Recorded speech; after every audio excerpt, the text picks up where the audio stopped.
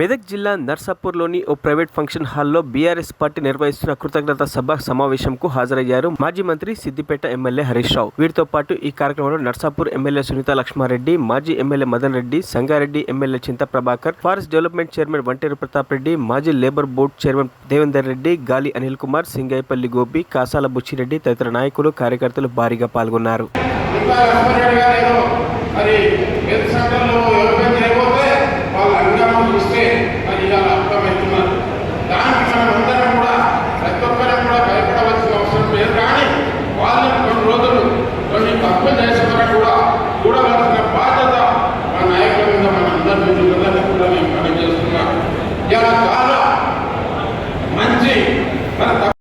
అదే ఎలక్షన్స్ ముందు రోజైతే నాకు తెలిసి ఎవరు కూడా నిద్రపోకుండా మరి కష్టపడి గస్తీ కాచి ఈ రోజు విజయానికి కారకులైనటువంటి మీ అందరూ కూడా మరొకసారి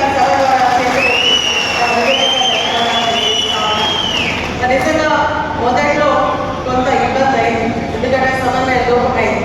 కానీ వాళ్ళ పెద్ద హరీష్ రావు గారు వచ్చిన తర్వాత వాళ్ళందరూ కూడా సమన్వయంతో ఒకే కార్యక్రమం అందరూ ఏమనుకున్నారంటే నేను మనంతా సపరేట్ అయిపోతా కాబట్టి మనకు ఒక వర్గం సపోర్ట్ చేస్తుందని చెప్పేసి అనుకున్నారు. కానీ హరీష్ రావు గారి యొక్క సహకారంతో ప్రోత్సాహంతో వారు సమన్వయపరిచి అందరూ కూడా మరి ఒక దాటి పైకి రావడం, అందరూ కలిసి ముందుకెళ్లడంతో ఈ విజయం సాధ్యమైందని చెప్పేసి కూడా నేను తెలియజేస్తా ఉన్నాను.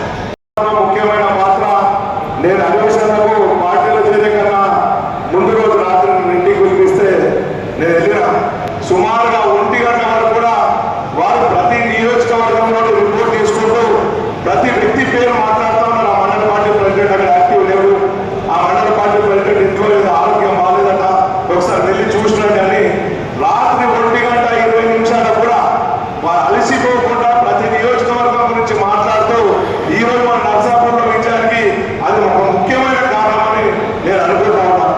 వారి ఇక్కడికి వచ్చారు, మేము పార్టీలో చేరిన తర్వాత మీరందరూ కూడా మమ్మల్ని మీ సొంత కుటుంబ సభ్యులుగా అతి తక్కువ కాలంలో మరి సునీత లక్ష్మారెడ్డి గారిని గెలిపించుకున్నాం. అంటే మీరందరూ ఒక సైనికులుగా కష్టపడి ప్రతి గ్రామాన బూత్ స్థాయి నుంచి కూడా మనమందరం కష్టపడి పట్టుకునే ఈరోజు బయట కావడం. మరి అదేవిధంగా రాబోయే రోజుల్లో కూడా ఇంకా మనం కష్టపడాలి. చాలా లోకల్ బాడీ ఎలక్షన్స్ వస్తున్నాయి, మళ్ళీ అదేవిధంగా ఎంపీ ఎలక్షన్స్ వస్తున్నాయి. మరి ఇప్పటి నుంచే మనం ప్రణాళికగా వేసుకొని కష్టపడితే ఖచ్చితంగా మళ్ళీ మనం గెలుస్తాం. మనకు ప్రతిపక్షం అనేది కొత్త కాదు.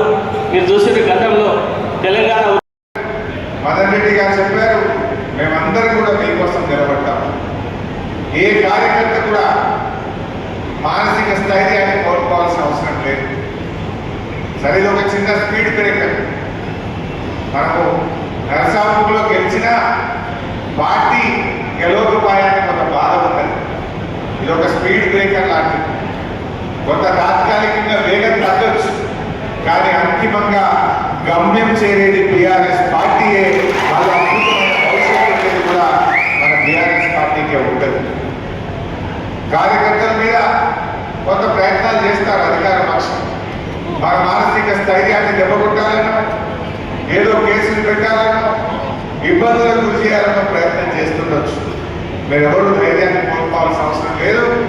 మీకు సునీతమ్మ కానీ, మదన్ రెడ్డి గారు కానీ, చంద్రగౌడ్ కానీ, నేను కూడా పిలిస్తే గంట సేపట్లో నర్సాపూర్లో మీ దగ్గరకు వస్తాను. మరిన్ని అప్డేట్స్ కోసం మా ఛానల్ని సబ్స్క్రైబ్ చేయండి.